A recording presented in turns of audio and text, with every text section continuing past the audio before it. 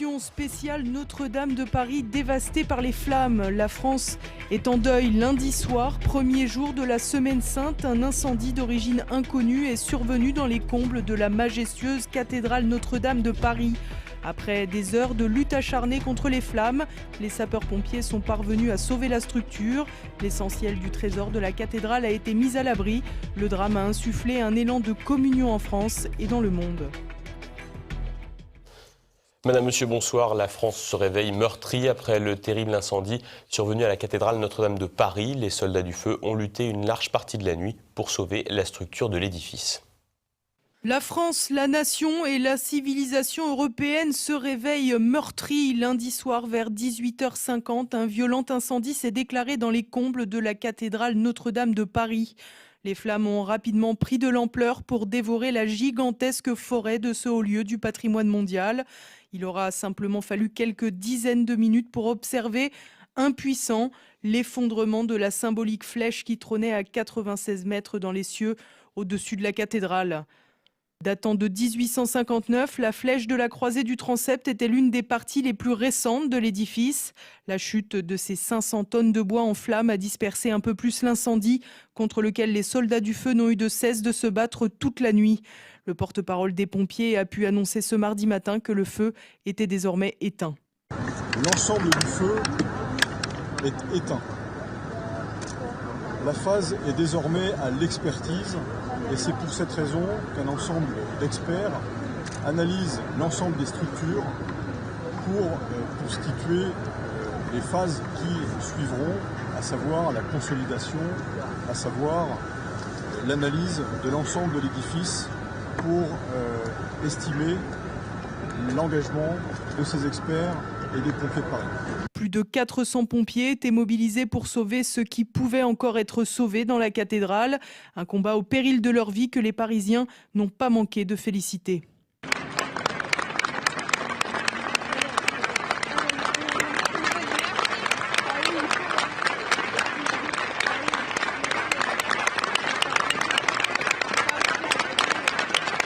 Grâce à l'acharnement et l'expertise des pompiers, la façade de la cathédrale a pu être préservée des flammes, à l'instar des deux tours principales. Mais de nombreuses interrogations sur la structure demeurent, comme le rappelle le secrétaire d'État Laurent Nunez. Le sujet de la nuit, c'était bien sûr la maîtrise du feu, éviter que le feu ne reparte. Et effectivement, il y a eu de nouveau quelques départs de feu dans les tours, mais qui ont été maîtrisés par l'important dispositif qui avait été déployé. Et donc là, le sujet maintenant, le péril du feu étant écarté, c'est le sujet bâtimentaire, savoir comment la structure va résister au très grave incendie de cette nuit. Et donc il y aura tout à l'heure à 8h ici une réunion notamment avec des experts, avec des architectes des bâtiments de France pour essayer de déterminer si la structure est stable et si les sapeurs-pompiers peuvent s'engager à l'intérieur pour continuer leur mission.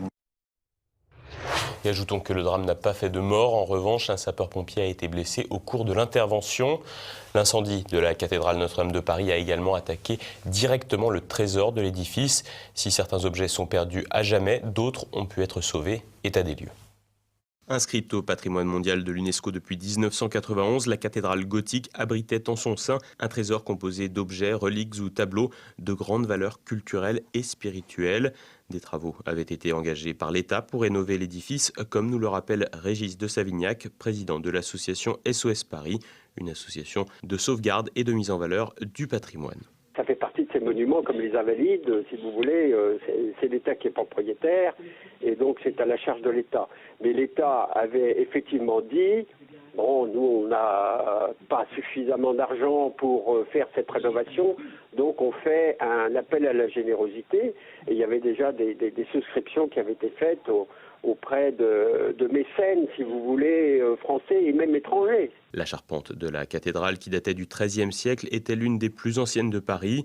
Surnommée la Forêt, en référence au très grand nombre d'arbres utilisés pour la bâtir, elle mesurait une centaine de mètres de long pour 13 mètres de large. Celle-ci a malheureusement été l'une des parties les plus touchées par les ravages de l'incendie.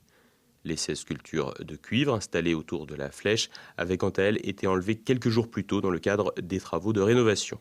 La flèche de Viollet-le-Duc, datant du XIXe siècle, est pour sa part intégralement perdue, comme le montrent les images. Concernant le trésor de la cathédrale, c'est-à-dire les reliques sacrées, il a pu être sauvé. Il s'agit notamment de la couronne d'épines, d'un morceau de la croix, des clous, de la tunique et de la discipline de Saint-Louis. Parmi les objets préservés, on retrouve également une garniture avec une croix, 6 chandeliers, 2 grands bougeoirs et les garnitures des 20 autels latéraux, ainsi que la châsse de procession. Un tableau de Lubin Bogin aurait également été sauvé. Le recteur de la cathédrale, Monseigneur Chauvet, a salué le travail des pompiers qui ont tenté de sauver des tableaux, même si les plus grands n'étaient pas récupérables. C'est le cas des grands mets de la cathédrale, des toiles offertes par la Corporation des Orfèvres entre 1630 et 1707. Sur les 76 grands mets, 13 étaient exposés. L'orgue datant du XVe siècle a été épargné par les flammes, mais il a été largement arrosé et serait fortement endommagé, tout comme les vitraux des rosaces. Une partie non négligeable du patrimoine aura donc été sauvée, mais au-delà du seul cas de la cathédrale, c'est l'ensemble du patrimoine parisien et tout particulièrement de ses églises qui sont aujourd'hui en péril. Nous attirons l'attention sur le fait qu'il est absolument important que les budgets soient augmentés pour, justement, maintenant qu'on a ce genre d'expérience, pour éviter des catastrophes comme il y a failli avoir une catastrophe à Saint-Augustin il y a 4 ans, quand une statue est tombée devant le porche, etc. Donc il y a d'autres possibilités qui est encore des accidents ici ou là, et c'est pour ça que nous attirons l'attention de la ville en disant le patrimoine, il faut l'entretenir. D'abord parce que c'est un patrimoine très visité, et ensuite pour éviter des accidents. C'est absolument nécessaire. Le manque de moyens et de vision à long terme de la municipalité pourrait voir de nouveaux drames se profiler. L'annonce faite par Anne Hidalgo de débloquer 50 millions d'euros pour Notre-Dame ressemble bel et bien à un petit coup de communication, cette dernière n'ayant jusqu'à présent pas été très sensible à la cause des églises de Paris, pourtant en piteux état. Le monde du patrimoine et de l'histoire s'est ému de la catastrophe et a rapidement fait part de sa colère à l'image du rédacteur en chef de la Tribune de l'Art, Didier Rickner, pour qui le drame aurait pu être évité. Ce dernier met en cause les conditions du chantier. Les historiens de l'art et du patrimoine pointent d'ailleurs du doigt les trop faibles budgets alloués à l'entretien des monuments historiques, à l'image de Jean-Michel Legnaud, président du Conseil scientifique de l'Institut national du patrimoine, pour qui l'incendie est le résultat d'une incurie collective. Et notons également que l'aumônier des pompiers, le père Fournier, s'est rendu dans la cathédrale pour sauver le Saint-Sacrement et la couronne d'épines. Les images de la cathédrale Notre-Dame de Paris en feu ont fait le tour du monde. À Paris, nombreuses étaient les personnes rassemblées aux alentours, le souffle coupé par les flammes et le cœur meurtri face à la tragédie.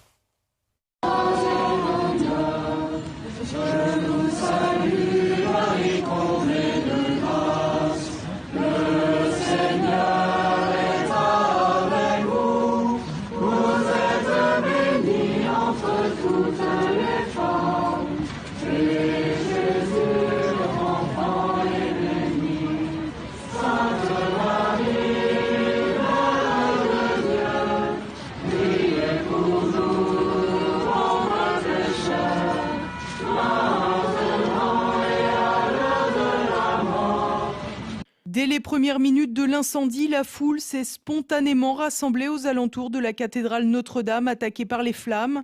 Les prières et les pensées de toute une nation ont entouré les soldats du feu face au danger qui s'emparait de cet édifice si symbolique. Philippe Conrad, historien et président de l'Institut Iliade, revient sur ce haut lieu de mémoire civilisationnelle. Notre-Dame, c'est un symbole évidemment très fort de notre histoire nationale. Notre-Dame fait partie de ces fameux lieux de mémoire chers aux historiens qui considèrent qu'elle représente, elle correspond à un moment majeur évidemment de notre Moyen-Âge, puisque, je le rappelle, elle a été construite à partir du milieu du XIIe siècle, en gros, que sa construction a duré presque jusqu'au début du XIVe. Et puis Notre-Dame a été le théâtre d'événements majeurs. Tous les observateurs ont signalé, bien sûr, les cérémonies liées aux obsèques de personnalités marquantes telles que le général de Gaulle, Georges Pompidou, François Mitterrand. Je rappelle aussi le fameux Te Deum de 1944 dans Paris libéré, qui est dans toutes les mémoires. Donc Notre-Dame a accompagné l'histoire de France pendant plus de 8 siècles. Notre-Dame fait partie de notre imaginaire collectif, ne serait-ce qu'à travers d'ailleurs le roman fameux de Victor Hugo, qui s'est imposé depuis le 19e siècle comme l'une des références majeures en matière de roman historique. Notre-Dame, certains l'ont signalé hier, bien sûr, c'est un monument qui témoigne de la mémoire catholique, de l'identité catholique de la France, mais cela va bien au-delà, bien sûr. C'est un monument majeur de notre histoire. C'est un monument qui exprime une spiritualité qui dépasse, encore une fois, le seul domaine, le seul cadre de l'héritage catholique. C'est dans cet esprit, d'ailleurs, que notre ami Dominique Vénère avait choisi de s'y donner la mort volontaire que l'on sait, pour se réinscrire en quelque sorte dans cette longue durée française, se réinscrire dans cette identité française multiséculaire qu'incarnait si bien la cathédrale Notre-Dame. L'embrasement de la cathédrale Notre-Dame de Paris était un véritable choc. Avec les flammes s'évaporaient des pans entiers de notre histoire et de notre civilisation. À mesure que le feu s'emparait de l'édifice, s'évanouissait un peu l'âme de plusieurs générations d'orfèvres qui se sont succédés au cours de près de 2 siècles pour bâtir l'un des plus majestueux monuments du monde. C'est toute cette histoire menacée qui a bouleversé le monde entier. Des réactions venues de partout se sont fait connaître. Donald Trump, le président américain, n'a pas tardé à dire son émoi face à la tragédie sans se priver d'un conseil inopérant aux sapeurs-pompiers. En effet, l'emploi de Canadair aurait mis en péril encore un peu plus l'édifice avec la pression de l'eau. En France, toute la classe politique a dignement témoigné de sa tristesse face à la tragédie, avec plus ou moins de tact. Presque unique voix discordante, l'UNEF, l'Union nationale des étudiants de France, une officine du Parti socialiste. C'est le cas d'une membre du bureau national, Hafsa Askar, qui a raillé la tristesse des Français en évoquant des gens qui pleuraient des bouts de bois, estimant que l'identité française était un truc de petits blancs. Une plainte devrait être déposée. Mis à part ces marginaux, sans doute en dehors de la communauté de pensée nationale depuis longtemps, le peuple tout entier, le monde regardait la France les yeux emplis de larmes. Emmanuel Macron, qui a annulé son allocution, a quant à lui répondu présent face au drame que vivait le pays en son cœur. Le président s'est rendu à 2 reprises sur les lieux dans la soirée et s'est exprimé peu avant minuit avec exceptionnellement une grande dignité. Après avoir longuement félicité le travail des pompiers, il a adressé un message aux Français et aux catholiques. Alors je veux ce soir avoir, bien entendu avant tout, une pensée pour les catholiques de France et partout à travers le monde, en particulier en cette semaine sainte. Je sais ce qu'ils ressentent et nous sommes avec eux. Je veux aussi avoir une pensée pour toutes les Parisiennes et les Parisiens. Notre-Dame de Paris, c'est leur cathédrale et plus encore. Madame le maire de Paris était avec nous toutes ces heures, dès les premières flammes. Je sais son émotion et celle des habitants de la ville. Et je veux aussi avoir une pensée pour l'ensemble de nos compatriotes. Parce que Notre-Dame de Paris, c'est notre histoire, notre littérature, notre imaginaire, le lieu où nous avons vécu tous nos grands moments, nos épidémies, nos guerres, nos libérations. C'est l'épicentre de notre vie. C'est l'étalon d'où partent les distances et d'où l'on se mesure depuis Paris. C'est tant de livres, de peintures. C'est une cathédrale qui est celle de toutes les Françaises et de tous les Français, même celles et ceux qui n'y sont jamais venus. Cette histoire, c'est la nôtre. Alors elle brûle. Elle brûle et je sais cette tristesse, ce tremblement intérieur ressenti par tant de nos concitoyens. Mais ce soir, je veux aussi avoir un mot d'espérance pour nous tous et toutes. Cette espérance, c'est la fierté que nous devons avoir. Fierté de tous ceux qui se sont battus pour que le pire n'advienne pas. Ces soldats du feu. fierté parce que cette cathédrale, il y a plus de 800 ans, nous avons su l'édifier. Et à travers les siècles, la faire grandir et l'améliorer. Alors je vous le dis très solennellement ce soir, cette cathédrale, nous la rebâtirons. Après le temps de la constatation et de l'indignation va succéder la période de reconstruction. Le chantier qui sera mis en place devrait coûter des centaines de millions d'euros et le projet architectural pourrait donner lieu à des polémiques. Après le terrible incendie, succédera le temps de la reconstruction, une reconstruction coûteuse et qui pourrait durer plusieurs décennies. Très sensibles à cette catastrophe, des Français, mais pas seulement, ont rapidement voulu savoir à qui donner pour participer aux frais de rénovation et de reconstruction. La Fondation Notre-Dame et la Fondation du Patrimoine collectent déjà des fonds auprès des particuliers, devraient également se joindre au mouvement des entreprises dans le cadre du mécénat. La participation publique, elle, pose plus de questions. Tout d'abord car elle intervient un peu tard et vient d'élus finalement peu soucieux habituellement du patrimoine qui ne garantit pas des retombées électorales massives. Ainsi, le maire de Paris, Anne Hidalgo, promet 50 millions d'euros et son homologue à la région, Valérie Pécresse, 10 millions d'euros, une somme destinée à l'évêché pour les travaux les plus urgents. De grosses sommes vont également être déboursées par des milliardaires français. François Pinault, 100 millions d'euros, Bernard Arnault, 200 millions aussi pour la famille Bettencourt.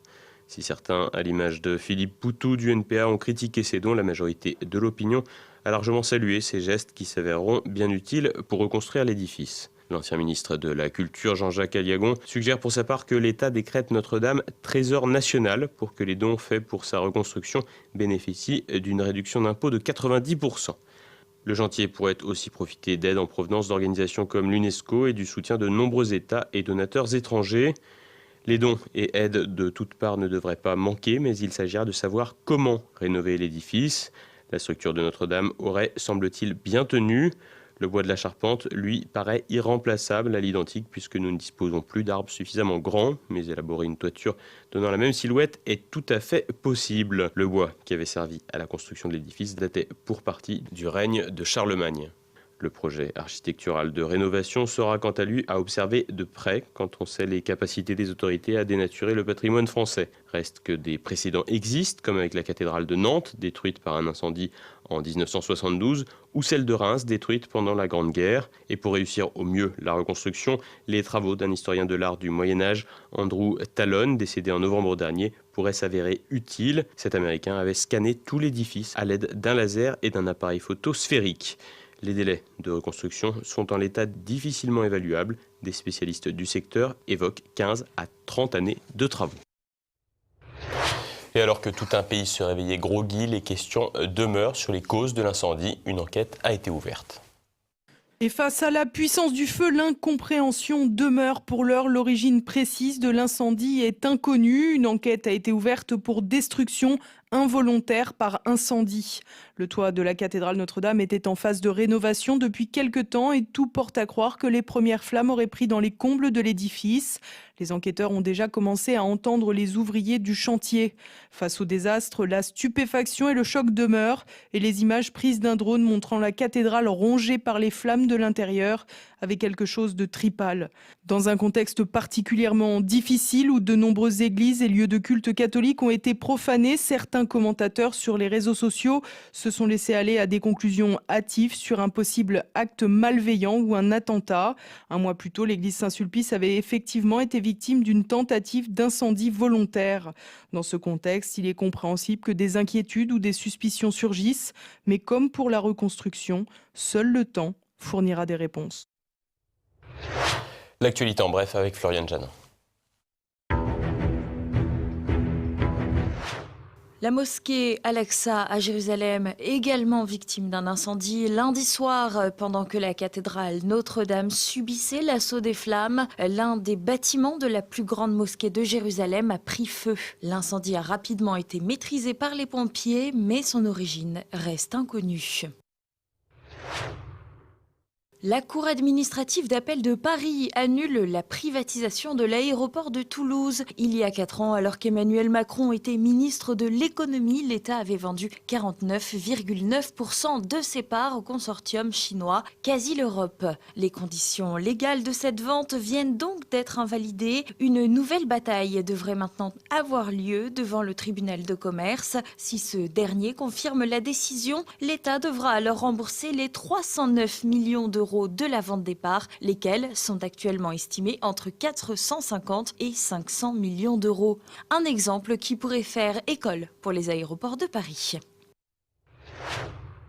Voler gaiement avec Air France, à l'occasion de la Gay Pride de San Francisco et de sa petite sœur parisienne, la Marche des Fiertés, la compagnie aérienne organise un aller-retour dans les 2 villes fin juin. Lors du vol, une vente caritative d'objets sera organisée au bénéfice du Refuge, une association dont la mission est d'accompagner les jeunes gays, lesbiennes et transidentitaires en situation d'errance. Une initiative communautaire soutenue par l'association LGBT et Gay Friendly d'Air France et la fondation de la compagnie. Pour l'heure, on ignore quel type d'objet sera mis en vente et si les passagers devront justifier leur orientation sexuelle. L'Université Paris 1 Panthéon-Sorbonne fait genre. Pour la rentrée 2019, les étudiants pourront faire un master consacré aux études sur le genre. Après le certificat genre, un nouveau parcours qui suit l'Université de Bretagne occidentale qui proposait déjà un parcours discrimination, mention études sur le genre.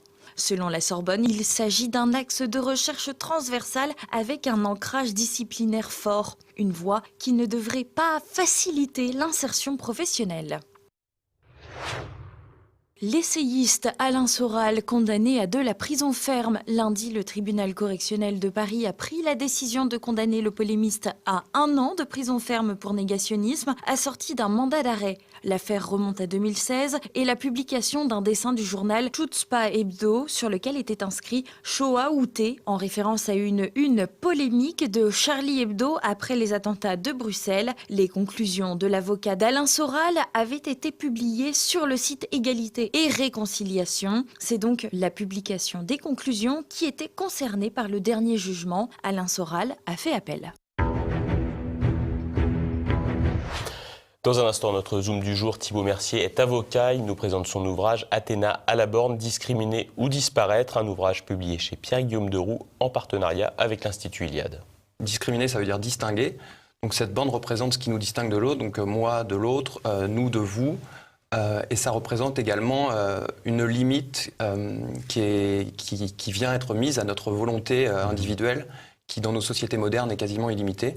Donc la sagesse des anciens était de savoir s'arrêter au bon moment, donc de ne pas tomber dans la démesure. Je pensais que c'était intéressant d'aller chercher chez les Grecs un peu de sagesse antique. Vous dites simplement discriminer, c'est seulement distinguer une chose d'une autre en fait, c'est choisir. Tout à fait, étymologiquement, discriminer ça veut dire distinguer, donc notre vie est faite de discrimination. Aujourd'hui, vous m'avez discriminé en me choisissant, voilà. Et vous avez discriminé négativement quelqu'un en ne le choisissant pas pour venir parler dans cette émission. Et ce soir, découvrez un nouvel épisode de La Petite Histoire. Christopher Lann nous parle des mensonges autour des croisades. Il est temps, mes amis, de revenir sur un gros mensonge, une grosse fake news, comme on dit dans le jargon, les croisades. Ah, les croisades, cette agression du monde chrétien occidental contre le tout gentil, tout mignon monde musulman qui n'avait rien fait à personne. En gros, cette escapade purement raciste et intolérante visant à coloniser les terres arabes. Il y a juste un problème dans ce que je viens de dire, c'est tout en fait. Absolument tout ce que vous venez d'entendre, c'est ce qu'on veut nous faire croire aujourd'hui et absolument tout est complètement faux, qui plus est concernant la première croisade qui est la plus importante symboliquement. Bref, dans cet épisode, on va revenir sur tout ça. Qu'est-ce qu'une croisade? Quand? Comment? Où? Pourquoi? Enfin tout ça quoi, histoire de remettre les choses à leur place parce que, croyez-moi, elles en ont bien besoin. Retrouvez aussi Passé Présent, Philippe Conrad reviendra sur les communistes en 39-45. Et tout de suite, vous retrouverez La France de Campagnol de Christian Combaz et Mes libertés politiques avec François Biot de Lochner. Mais avant, nous vous proposons de se quitter en écoutant le son du bourdon Emmanuel de la cathédrale Notre-Dame de Paris, la cloche la plus célèbre du monde, d'où nous espérons entendre le son à nouveau le plus vite possible. Bonsoir.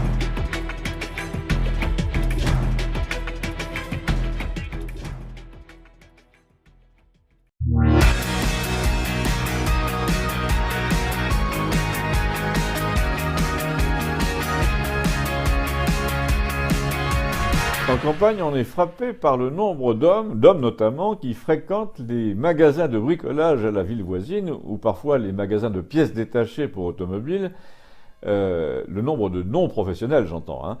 Et la première chose qu'on se dit, c'est qu'ils cherchent à faire des économies. C'est évident et c'est légitime parce que les économies sont substantielles et que les gens n'ont plus d'argent. Sur la nature et sur l'importance des économies, j'ai gardé un exemple sous le coude, un exemple glané récemment en banlieue parisienne.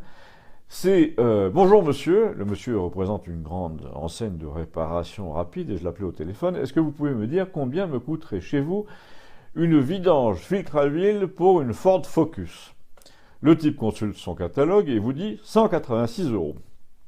Bon, alors là, vous discutez même pas. Vous allez voir tout de suite une enseigne pour pauvres juste à côté qui vous dit vous achetez l'huile et le filtre dans la boutique, ensuite c'est 32 €.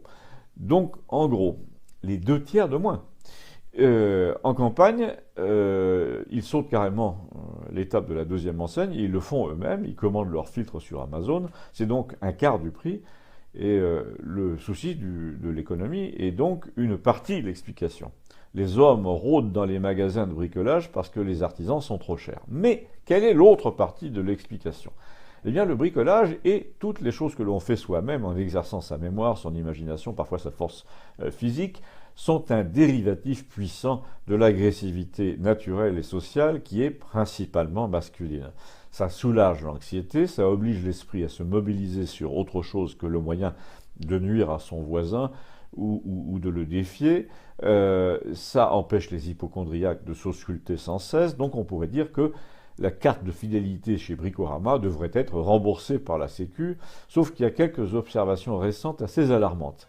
C'est par exemple qu'à supposer que j'ai raison, et j'ai tendance à croire que j'ai raison, on m'en voudra pas, toute l'évolution de la technique automobile, de la technique informatique, et même de la technique de l'outillage, et de la menuiserie et du carrelage va vers le moindre effort.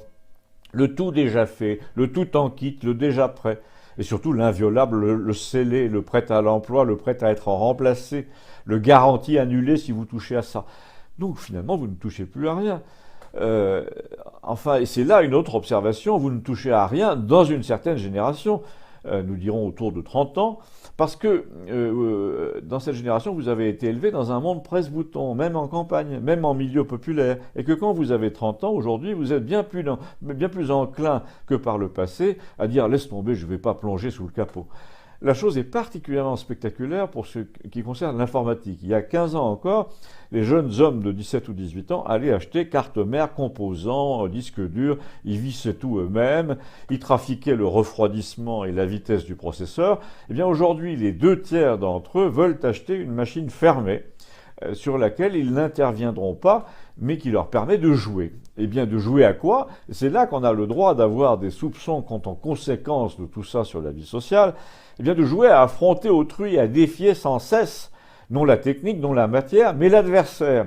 Ce qui est valable dans les jeux est valable dans la vie. Une part, hélas, croissante de la jeunesse masculine n'a plus de dérivatifs ou plus assez de dérivatifs dans la matière. Même les scooters sont fermés. On voit pas où sont les bougies ou ni le carburateur. Les cartes électroniques sont noyées dans de la résine.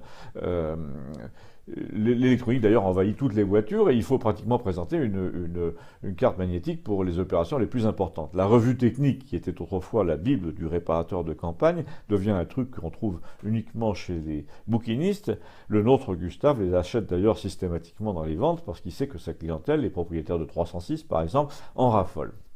Donc conclusion, non, on ne va pas tout ramener aux gilets jaunes tout le temps, mais on peut quand même dire que dans le rejet d'une certaine société qu'on veut nous imposer, les gens ont très bien intégré ce que je viens de vous dire.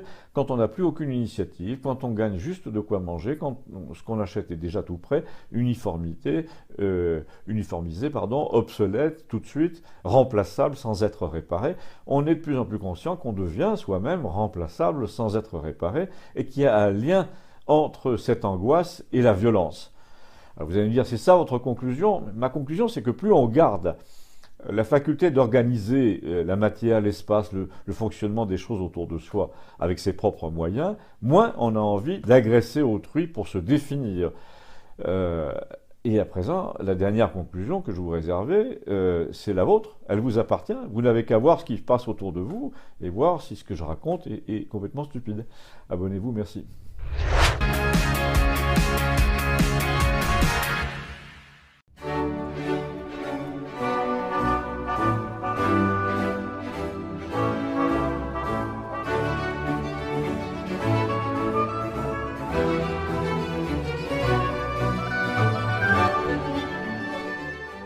S'il est un sujet dont on ne parle plus jamais, c'est celui du commerce extérieur de la France. Si l'on faisait un micro-trottoir auprès des ministres du gouvernement, des députés ou des sénateurs, nous ne serions pas déçus. À la question posée « Connaissez-vous le chiffre du commerce extérieur de l'année dernière ?» nous aurions invariablement des « Ah, bon, peut-être ». Enfin bref, personne ne sait dans la classe politique juger l'état du commerce extérieur. Et pourtant, le commerce extérieur est un des indicateurs économiques les plus importants pour juger de la qualité économique d'un pays. En effet, si le commerce extérieur est excédentaire, cela signifie que l'appareil de production nationale est puissant et permet d'exporter. S'il est déficitaire, cela signifie que l'appareil de production ne répond plus convenablement et que l'importation, massive souvent, est nécessaire. Qu'en est-il de la France ? Soyons clairs, notre situation, sur ce plan, comme sur tant d'autres d'ailleurs, est tout simplement catastrophique. Depuis le début du siècle, dans la joie et la bonne humeur, notre commerce extérieur est déficitaire selon les années de 40, 50 ou 60 milliards d'euros. Une véritable bérésina. Avez-vous déjà entendu Bruno Le Maire, notre sémillant ministre de l'économie et des finances, en parler ? Si oui, dites-le moi, j'ai dû sauter l'information. Cela dit, n'en demandons pas trop à l'excellent Bruno. N'oublions pas que ministre de l'Agriculture et interrogé dans une émission télévisée, il avait avoué ne pas savoir qu'un hectare faisait 10 000 m². Dans ces conditions, comment pourrait-il vraiment comprendre ce qu'est le déficit du commerce extérieur ? Mais revenons à nos moutons. Il y a une trentaine d'années, par exemple, notre commerce extérieur dégageait un excédent compris régulièrement entre 20 et 30 milliards d'euros. Aujourd'hui, comme je l'indiquais, le déficit est de l'ordre de 50 à 60 milliards d'euros répétitivement chaque année, soit un écart ahurissant d'une centaine de milliards d'euros par rapport aux années 90. Pourquoi ce désastre ? Essentiellement pour 3 raisons. Je m'arrête à 3 raisons, il y en aurait bien d'autres à évoquer bien sûr. Première raison, la création de l'euro nous a ôté un outil fondamental de pilotage de notre économie, à savoir notre monnaie nationale. Il n'est plus possible de rééquilibrer notre commerce extérieur par l'outil monétaire comme cela se faisait auparavant. Dans ces conditions, celui-ci ne pouvait que s'effondrer. Deuxième raison, les dirigeants politico-économiques des années 90 ont décidé que la production industrielle de notre pays n'avait plus d'intérêt, que l'Asie deviendrait l'Asie du monde et que nous serions désormais les champions de la seule économie de service. L'inénarrable Strauss-Kahn, lorsqu'il était à Bercy, ne cessait de le proclamer. Il était manifestement plus doué pour faire des galipettes dans les hôtels new-yorkais que pour piloter l'économie française. De cette folle idée économique, car cette idée économique était folle, il en est résulté que la production industrielle française s'est écroulée, ne représentant plus actuellement qu'1 sixième du produit intérieur brut de la France, contre 1 tiers il y a un demi-siècle. En revanche, si la France était devenue une économie de services championne du monde, cela se saurait. Troisième et dernière raison, l'immigration massive, essentiellement de peuplement et très peu de travail, implique que les besoins considérables qui en découlent ne peuvent être résolus que par des importations, l'appareil de production français ne répondant plus à la demande. De tout cela, il résulte que la situation du commerce extérieur français est catastrophique et n'a aucune chance de s'améliorer. S'il y a des pilotes économiques dans l'avion France, nous avons au moins une certitude, avec eux, le crash est assuré. Vous pouvez m'écrire si vous le voulez. À très bientôt.